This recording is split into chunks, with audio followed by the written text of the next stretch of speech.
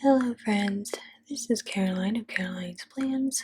Welcome back to my channel and welcome to my first back plan with me in my new B6 spiral plan with me with rose gold coil.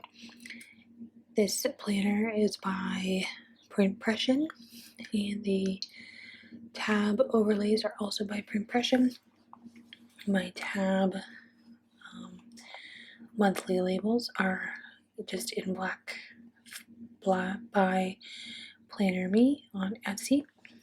The kit that I'm using for this back plan with me is I'm using it in a week in September. It was one of the weeks that I had the right date dots for. These date circles in rose gold are from Glam Planner, the foil binder bundle date dots. And the kit is called Page Turner. It is a B6 size kit by Saucy Stickers Co. And I started by placing the appropriate date circles on each of the date covers. Now I'm placing down the date covers across the top of each column for each day here.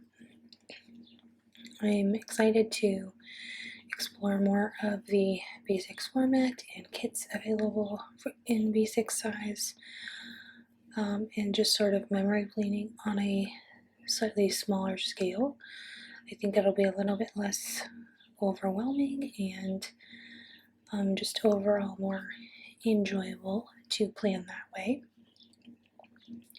If you haven't done so already, make sure you check out my setup video for this planner.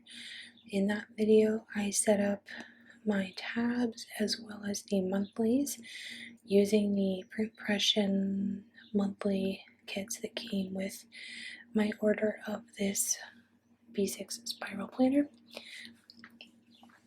The cover for this planner that I purchased was a Simply Gilded collaboration cover that was available on the Print Pression website when I went to place my order for this planner. I'm just finishing up the glitter headers across the top of each column. I just alternated the mauve pink and the green colors and decided not to use the nude color for my glitter headers just because I felt like that could easily be pulled into other spreads, so I wanted to save those. And then I'm working on the double strip bottom washi now. These are longer strips, so I'm having to trim off the edges of both strips. As you can see there, I'm just using my XL brand craft knife slice tool thing and an old ruler, and then I'm placing down the second strip, the foiled bows on the green background on top of that patterned washi strip and cutting it where it needs to go. I do like that it gives you enough room to include an extension across the whole bottom of the spread.